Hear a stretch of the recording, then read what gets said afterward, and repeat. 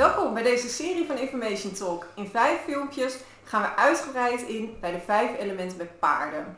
Ik doe dat niet alleen. Ik zit hier aan tafel bij 2 experts, mag ik jullie inmiddels wel noemen, op paardengebied. Erik Larakker en Emiel Voest. Ontzettend leuk dat jullie dit samen met mij willen gaan doen. Nou kan ik natuurlijk heel formeel jullie gaan voorstellen en vertellen wie jullie zijn. Maar het lijkt me zo leuk. Jullie kennen elkaar al ontzettend lang. 32 jaar. Goh, dat is lang. Dat is lang.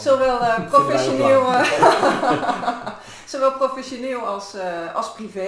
Dus het lijkt me zo leuk als jullie elkaar eens even voorstellen. Erik, wie is nou Emiel Voest? Weet ik na 32 jaar nog steeds niet. Maar ik zal mijn best doen.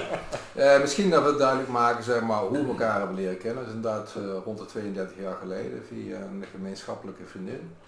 Janneke. En ze hadden een langere tijd zei ze tegen me, je moet een keer Emiel Voest ontmoeten op Terschelling en die doet leuke dingen met paarden. En ik had in eerste instantie zoiets van genoeg paardenfluisteraars gezien, laat maar zitten. En uiteindelijk toch een afspraak gemaakt en ik denk, mooi, heb je in ieder geval een weekendje gratis in Terschelling. Dus die kant op gegaan en eigenlijk was het gewoon vrij snel heel duidelijk gewoon. Dus laat zo zeggen, we ongeveer allebei hetzelfde karakter, dus dat klikte meteen heel erg goed. En op de manier, dat weet ik nog wel, wat me eerst opviel, wat ik een heel groot verschil vond ten opzichte van andere dingen, van mensen die op een andere manier trainen, zeg maar paarden, is toen hij die paarden aan het rondsturen was, viel me meteen op de aarding, zeg maar zeggen. Letterlijk alsof die paarden met zijn onderbuik vooruit geduwd werden. Dus dat die paarden zich als het ware gewillig erin aanpasten en mee lieten voeren. En toen dacht ik van, hé, wacht even, dit is toch anders dan van andere dingen die ik heb gezien. En zo is het eigenlijk gebeurd en zo is het ook eigenlijk gebleven. Daarbij zijn we elkaar ook steeds meer aan gaan vullen. Kijk, Emiel heeft gewoon kwaliteiten die ik absoluut niet heb, dat ik gewoon ook niet in die paardentraining. Wat heel perfect past binnen mijn eigen systeem en ik heb het hele systeem zien ontwikkelen daarin van... Het systeem wat je nu noemt is het freestyle systeem. Het freestyle systeem ja. zien ontwikkelen, zeg maar, van een onderzoekend iets, van hoe zit het met elkaar, totaal uitvinden in waar het nu staat. Dus, een hele academy, want daar zitten we ja, nu. de hele academy, alles erop en eraan, dus altijd mijn diepste respect ervoor gehad. Daarbij en nogmaals, ik denk, maar ik zal daar als we meer over de types hebben duidelijk worden daarbij is wat we elkaar daaraan aanvullen. Leuk, mooi verwoord, dankjewel. Emiel, wie is Erik Larakker? Nou, er kwam op een gegeven moment op de Schelling iemand die was uit op een gratis weekendje. Nee, het is nou een beetje wat Erik al zei, we hebben vanaf het begin eigenlijk, dat heb je gewoon met mensen, soms klikt dat heel snel en soms moet je er heel veel moeite voor doen en dat heeft bij ons eigenlijk nooit veel moeite gekost, ook omdat we zijn natuurlijk alle twee wel een beetje een mannetje in ons eigen gebied en dat lijkt dan alsof dat niet goed kan gaan, maar dat gaat bij ons juist heel erg goed en dat komt gewoon zo goed als dat jij dat net zei, vind ik dat ook. Ik heb heel erg veel respect voor de dingen die Erik ontwikkeld heeft en de manier waarop hij ernaar kijkt. In een hele vage, wazige, zweverige wereld was ik het waarschijnlijk nooit met je eens geworden. Maar het feit dat hij in dat stuk waar hij heel goed in is, ook gewoon met zijn 2 voeten op de grond staat en daar ook eigenlijk heel geaard in is, dat is denk ik een van de belangrijkste overeenkomsten waardoor het goed gaat. En ja, ik heb alle ontwikkelingen van jou meegemaakt, jij hebt alle ontwikkelingen van mij meegemaakt en die ontwikkelingen, hoewel het op een iets ander werkvlak zit, die lopen vrijwel parallel. In het feit dat voor het eerst personeel en de problemen dat andere mensen dingen van je gingen pikken en de accommodatie en alles wat er omheen hangt als je werk doet zoals wij dat doen. Jij hebt dezelfde problemen gehad als ik en daar hebben we natuurlijk ook met elkaar over kunnen praten. Ja. Dat schept dan ook weer op een andere manier een band. Maar het is natuurlijk absoluut gaaf om te zien hoe die ontwikkeling bij jou gegaan is. Want die is natuurlijk niet standaard, zullen we maar zeggen. Gelukkig bij jou wel. dat je je dan staande kunt houden. En misschien is dat ook wel omdat het hetzelfde is. Weet je, Ja. ik heb me staande moeten houden in een hele traditionele wereld. Nou, dat geldt voor jou ook. Precies hetzelfde, ja. En wij zijn denk ik eigenwijs genoeg om ons daar staande te houden omdat we erin geloven. En dan is het helemaal leuk als je in elkaar gelooft. Ja, precies. En als je gewoon elkaar even af en toe kunt reflecteren daarin, dat maakt het dan ook wel een stukje minder eenzaam in je eigen persoonlijke strijd, zullen we zeggen, of strijd. Nou ja, dat wil wel zeggen. Ja. Op sommige gebieden is het absoluut strijd voeren om gehoord te worden. Ja. Mooi verwoord. Ja. Wij gaan het natuurlijk hebben over de 5 elementen bij paarden. In grote lijnen zijn die natuurlijk door te trekken bij mensen ook. Dus mijn volgende vraag, Erik, als jij Emiel mag typeren als een bepaald type. Kijk, iedereen heeft natuurlijk diverse types in zich, maar degene die de hoofdtoon voert bij Emiel? Nou ja, kijk, laten we altijd even één ding wil ik wel duidelijk maken. Mensen denken altijd dat je één type bent. Ja? Dat we gewoon duidelijk gezegd hebben, je bent niet één type, want alle 5 elementen behoor je in je te hebben. Alleen een merendeel van de mensen en dieren hebben 1, soms 2 types daarvan die wat meer naar voren springen. En dat is vaak een wisselwerking, hè? En dat heeft te maken met bepaalde cycli, hoe erin lopen. Als ik eenmaal zou moeten typeren, en ik ben bang dat hij hetzelfde gaat zeggen, maar dat zullen we zien. Dan zou ik zeggen hout, absoluut, maar ook metaal daarin. Ja. Ik weet niet hoe ver we uitleggen hoe of wat we dat gaan we straks in de rest van de filmpjes kijken of mensen dat kunnen herkennen. Ja. Ja. En Emiel, als je dat bij Erik zeg jij precies hetzelfde? Of? Ja, ik denk het eigenlijk wel. Ik denk wel dat we op hetzelfde uitkomen. En eigenlijk al wat we in het eerste stukje al hebben gezegd, is dat hier natuurlijk bij ons beiden noodzakelijk eigenlijk geweest is dat we een stuk hout, een belangrijk stuk hout hebben om door bestaande tradities heen te komen, tegen de stroom in te zwemmen en dat soort dingen. Dat is nou eenmaal zo. Daar heb je een bepaalde vechtlust voor nodig en dat past dan weer heel goed bij het element hout. En we hebben wel alle twee hetzelfde ook, dat als het ons te veel wordt, hè, te veel mensen, te veel aandacht, te veel gedoe, dan kunnen we ook volledig dichtklappen en dan bijna verdwijnen, zeg maar. In het metaal. Wegwezen. Met een hele metalen schulp om je heen bouwen. En dat is ook een beetje bescherming, hè? Voor dat is bescherming. Dat is een puur bescherming. Ja. En het is niet zo dat je daarvoor kiest, hè? Dat gebeurt dan gewoon. En daarom kun je zeggen dat het binnen een element valt. Want je kan er ook heel rationeel voor kiezen om iets niet te doen of iets wel te doen. Maar dat overkomt ons gewoon. Zo goed als ook de dingen uit het element hout ons overkomt. Ja. Daar kies ik ook niet bewust voor. Nee. En meestal zijn de hele specifieke houteigenschappen iets minder positief worden die ontvangen. Want dat is vaak heftig en strijd en weet je wel, ervoor staan. En metaal heeft niemand last van, want dan sluit je gewoon af en dan doe je niet mee. En dan, dus dat is een beetje de tegenstelling tussen die twee. En die maakt uit dat we volgens mij alle twee wel redelijk in het midden uitkomen. Ja, precies, maar ik denk dat ook de enige manier is als je dat hout hebt, zeg maar, dan, om dat überhaupt te kunnen overleven. Het kost veel energie. Hout kost heel veel energie.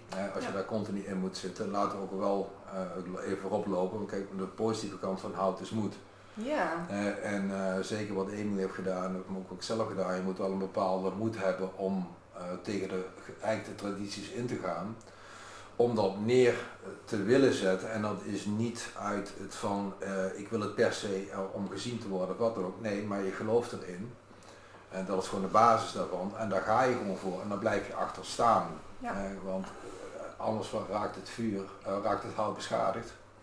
En dan vliegt het letterlijk in de fik, zullen we maar zeggen, erbij. Is dat de hout moet zijn ding kunnen doen, zichzelf neer kunnen zetten. Anders schiet het metaal en daarom wisselen we het af en toe af. Ja. Nou, we gaan zo meteen veel dieper op elk specifiek element induiken. Erik, wil jij in het globaal eventjes uitleggen wat zijn nou de 5 elementen en wat kun je ermee? Ja. 5 elementen, het is eigenlijk natuurlijk een verhaal wat voortkomt uit de oude Chinese geneeskunde, uit acupunctuur. Het is iets anders dan wat vaak wordt beschouwd als traditional Chinese medicine. Maar dat gaat verder nog vaker terug in de oudere geschriften, waarbij eigenlijk het hele leven ingedeeld wordt in 5 elementen: hout, vuur, aarde, metaal en water. Nou, eigenlijk valt alles daar zo'n beetje onder. Je organen vallen onder bepaalde systemen. Emoties vallen daarmee onder bepaalde systemen, van pezen, banden tot whatever. Seizoenen vallen daaronder, de zintuigen vallen daaronder. En het is een heel mooi systeem. Eigenlijk, heel eerlijk, nooit gedacht dat ik ooit in het begin er een boek over ging schrijven. Maar ik probeerde te begrijpen. In het begin, toen ik als dierenarts werkte, ik ben zelf om de 4e begonnen met paardrijden. En dan zie je dat er gewoon verschillende type paarden zijn. En we willen graag dat het soort brommers zijn die maar functioneren en doen wat we willen. Maar ze zijn net zoveel eigen karakter als dat mensen zijn. En ik was eigenlijk heel erg gefrustreerd van, ik zie paarden binnenkomen en er zit een eigenaar bij, die past er helemaal niet bij. Of een eigenaar wil iets van dat paard wat dat paard gewoon niet is en dat zal hem nooit worden. Dus, en toen ben ik gaan zoeken, maar hoe kan ik dat nou verwoorden? En nou, in 1986 mijn eerste acupunctuuropleiding gedaan. Ja, en het paste voor mij perfect in dat hele 5 elementen cyclus in. Dus het bestaat niet alleen maar uit losse elementen, maar ze werken ook samen. We hebben net het voorbeeld genoemd van hout en metaal. Eigenlijk is het metaal controleert het hout. En daar zit weer een wisselwerking in. Dus als je dat systeem begint te begrijpen, dan ga je dus steeds meer begrijpen van hoe zit je paard in elkaar, hoe zit je zelf in elkaar. Doordat dat systeem te gaan begrijpen, ik had het er met Emil net nog over, is waarschijnlijk het voordeel dat ik daar nog leef. Want als ik zoveel hout in mijn hals blijven houden als het toen was, dan denk ik dat ik heel veel ongeluk heb. Ik heb er genoeg gehad. Maar dan was dat gewoon niet gestopt. Maar je gaat het veel meer begrijpen. En het heeft me ook veel meer doen begrijpen is hoe mijn omgeving in elkaar zit. Als je weet wat voor een bepaald type is, het geldt niet alleen dus voor dieren, het gaat voor honden, katten, paarden, mensen, het maakt niet uit. Dan weet je ook wat je van iemand kunt verwachten. En dan begrijp je ook waarom een ander misschien niet begrijpt wat jij begrijpt, maar op een andere manier ziet. Is omdat het een ander type is, een ander element sterker aanwezig is. Ik hou daar zelfs rekening mee binnen de praktijk, zeg maar, als het kan, dat je een beetje de praktijk in balans hebt, dat je niet te veel van één element hebt, zodat al die elementen zijn goed, hè. Er is geen slecht element, je hebt ze allemaal nodig. En ik denk dat de variatie juist heel erg mooi is daarin. We hebben de gevolgen gezien de afgelopen jaren van wat er om de sport te veel richting hout- en vuurpaarden zijn gefokt, wat mij betreft, waardoor, maar goed, ik kom er uitgebreid op terug, de brave aardepaarden en metaalpaarden veel minder aanwezig zijn. En dan creëer je gewoon ellende. Dus alles is goed daarbij. En die dingen moeten daar in balans zijn. En dus de 5 elementen, als je de controlecycli begrijpt, de generatiecycli begrijpt en je leert echt mee leven. Voor mij is het een way of life geworden. Als ik iemand zie, vaak ga ik automatisch, bijna onbewust, analyseren. Wat voor type dat is, dan weet ik hoe het ermee om moet gaan. Ik kom net bijvoorbeeld van een 5-daags watercongres in Portugal terug. En dan zat op een gegeven moment iemand tegenover me. En ik weet wat voor type, dus ik weet dat ik het gesprek anders moet insteken dan dat ik normaal vanuit mijn houtelement zou doen, want dat gaat fout. Maar puur door die kennis die je dan hebt van hoe iemand in elkaar zit, dan weet je gewoon van oké, ik moet er net even iets anders doen. Dus ja, 5 elementen, dat is niet iets wat je gewoon af en toe toepast indien nodig. 5 elementen is van mij betreft een way of life. Ik kan het niet anders beschrijven. Ja. En ik denk dat jij als trainer zowel van paarden als van mensen, want dat ben je eigenlijk, hè? Je traint net zo goed mensen als dat je paarden traint. Zeker. Ja. Je alleen maar daarbij kan aansluiten. Ja, wat Erik zegt is terecht. Je hebt verschillende types en dat heb je gewoon als je in je normale intermenselijke contact kun je het ook met de een beter vinden dan met de ander. Daar hebben we het net al over gehad. En dat is natuurlijk met eigenaren en paarden ook. Weet je, als je een heel lief, braaf, bomvast aardepaard hebt, het is prima geschikt voor iemand die begint, maar als die zich gaat ontwikkelen en die wordt beter en die wil uiteindelijk sport, dan blijkt dat paard daar niet zo goed geschikt voor te zijn. En kan er frustratie ontstaan. Absoluut, Ja. en dan krijg je problemen en wij zijn natuurlijk best wel gespecialiseerd in gedragsproblematiek op te lossen. En ik moet toch constateren dat de meeste gedragsproblemen bij paarden voortkomen uit discommunicatie tussen eigenaar en paard. En daar staat zeg maar die typering ook heel dichtbij. Als je botsende types hebt, ja, dan krijg je conflicten. En dat noemen we dan problemen. Ja, dus het werkt naar heel veel kanten, werkt het uitstekend. Ja, kijk, en ook dat is net niet benoemd, maar ook vooral voor mij interessant op het medisch vlak. Want je weet gewoon op het moment wat voor een type paard het is, dan weet je ook wat fysiek de zwakke punten zijn en waar je dus eerder ook fysieke problemen kunt gaan verwachten. En niet te vergeten fysieke problemen voor zijn. Door te zorgen dat dat element zeg maar gevoed wordt door middel van kruiden, wat hoef ik ook allemaal wil doen, voeding en gedrag uiteraard, zeg maar, dus omgang, zodat dat element bewaard blijft, zodat het element niet te snel opgebrand wordt, zodat je letterlijk levensverlengend kan zijn om er op die manier mee te werken. Wat ik daar wel heel mooi aan vind is dat, dat krijgen we straks ook als we wat dieper op de elementen zelf ingaan. Er zijn gewoon zeg maar positieve elementen. Hè? Ja. Mensen die vinden, wat jij net zei, houten vuur in die sportpaarden, ja dat vond iedereen prachtig. Als ik aan de grote deel van mijn leerlingen vraag wat hun paarden zijn, dan zeggen ze ook hout en vuur. Ja. Gewoon omdat dat willen ze graag dat Ja. ze dat zijn. Dat zijn ze niet. Nee. Dus de wens is de vader van de gedachte, of hoe noem je dat? Ja. Ja, zoiets. En als je kijkt naar wat ik het mooie ervan vind, is dat elk element op zich heeft een goede en een slechte kant. Absoluut, ja. Ja. En als je daarmee om kan gaan, feitelijk heb je dus 10 elementen. Ja. Hè, de negatieve houtkant, maar de positieve aardekant. Ja. Als dat allemaal met elkaar in balans kunt brengen, Ja. dan wordt het wel weer ietsje ingewikkelder van. Want ik vecht er een beetje tegen dat mensen zeggen dat mijn paard doet dit, dus het is een. Want dat is niet zo. Zo werkt het niet. Nee, Ja, en- gedrag en het zijn is natuurlijk iets heel anders. Wij zitten dan, jij kijkt dan heel snel vanuit de medische kant, wij kijken natuurlijk heel snel vanuit de gedragskant.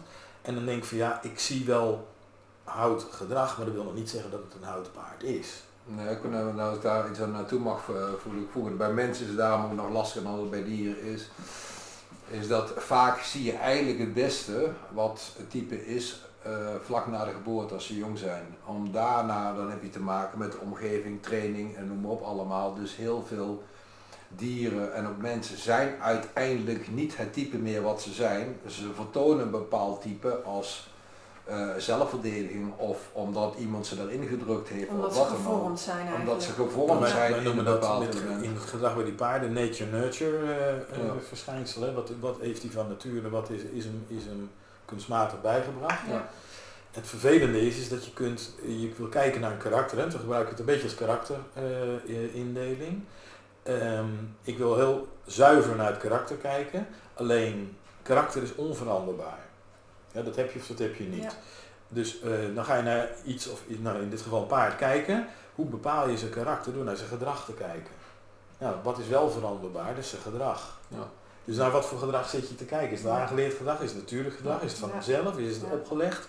Dus dat is heel ingewikkeld. Daarom moet je nooit zo'n stempel Ja. erop drukken. Tenminste, vind ik. Is dat je hoe genuanceerder je het kunt gebruiken, althans zoals het voor mij werkt, hè, in omgaan met paarden en zo. Dan wil ik juist dat het meer een taal wordt. Dat je denkt van ja, dat is wel echt een stukje hout wat je dan ziet bij dat paard. Ja, ja. En dan weet jij wat ik bedoel. Ja. Ik hoef niet Ja. zo'n verhaal te Nee. houden om jou uit te leggen wat ik gezien heb. En als een paard angstig is, kan je zeggen van ja, maar dat is wel echt een stukje water wat dat paard toch wel in zich draagt. En daar doen we niks aan, daar moeten we mee zien te dealen. Maar dat Want je dat gaan we nooit dat oplossen. je een eigenaar of trainer gaat leren dat te Ja. herkennen en daarop in te Ja. spelen. Wat ik merk is dat zo gauw mensen hierin mee kunnen gaan en ze erkennen dat dat paard dat karakterstukje heeft, dan is het vaak al de eerste stap om het gedrag te accepteren.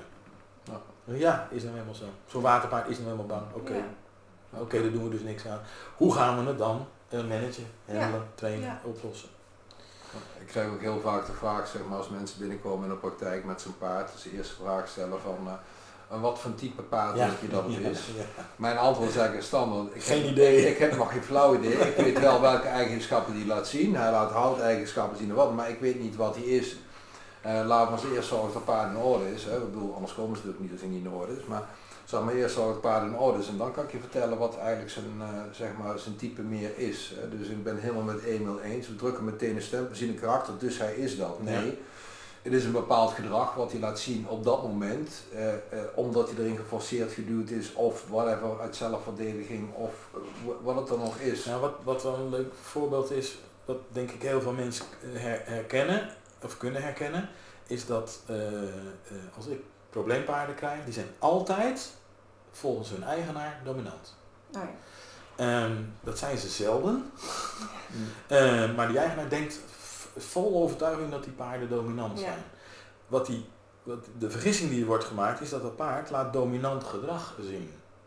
Maar de dominante gedrag kan alleen maar bestaan bij de ruimte die daarvoor door de eigenaar wordt gegeven. Als die dominant gedrag laat zien, wil niet zeggen dat die dominant is. Nee. Als die eigenaar denkt dat die dominant is, dan is het natuurlijk een oud paard. Ja. En dan zegt hij, ja, het is een oud paard. Dus, en dan krijg je aannames, allemaal gebaseerd op verkeerde veronderstellingen. Nou, dat is eigenlijk het interessante stuk dat ik dan kan zeggen, ja, maar dat is niet wat je ziet. Je ziet wat anders, dus dit is helemaal geen oud paard. Want hij doet dat agressieve gedrag bijvoorbeeld, om even wat te doen, dat is eerder angst dan dominantie. Ja. Nou, dat geloven ze nooit. Totdat we klaar zijn en dan En zien dan? ze dat als ik bijvoorbeeld met het paard werk en ik ga juist heel zacht of heel voorzichtig of stap voor stap, we noemen dat onderdoor, het probleem, dan is het ineens wel goed. Dus ze hebben het paard altijd verkeerd begrepen. Dus ik vind het een fantastisch systeem om mensen meer begrip te krijgen voor het gedrag en het karakter van hun paard.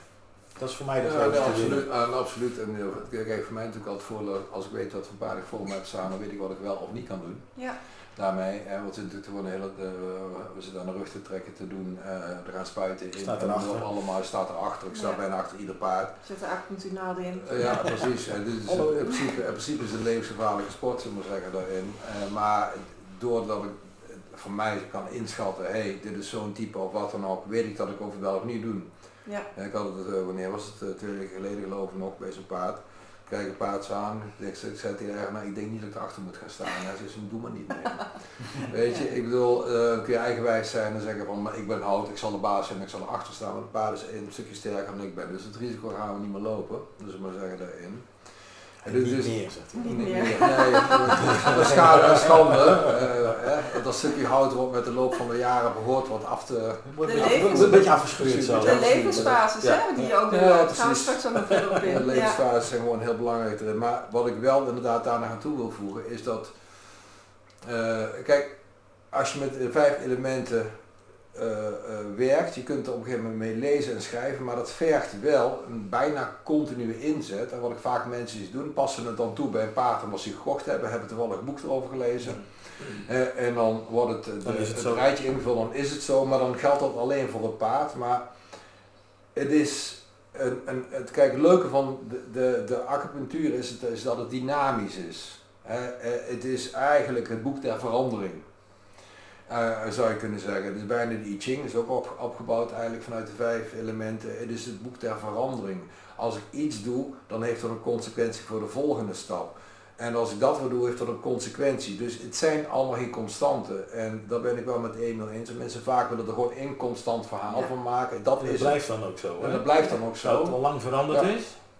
Ja, precies. Ik bedoel, hetzelfde verhaal als wat ik vaker zie, dat bijvoorbeeld, maar dat iets anders, maar op een fysieke niveau is. Ooit een keer een röntgenfoto is gemaakt dat er artrose in de kogel rechts voor zit en dan wil je links achter kreupelen, dus komt er nog steeds door die artrose rechts voor, omdat er nou eenmaal geconstateerd is. Nee, het is een dynamisch model en je moet er ook dynamisch mee omgaan. Binnen de seizoenen, binnen je eigen levensseizoen, zullen we zeggen, alles daarin. Mooi, goed gezegd. We gaan op die elementen induiken, dat lijkt me eens even interessant. We gaan per element kijken wat de voor- en nadelen zijn.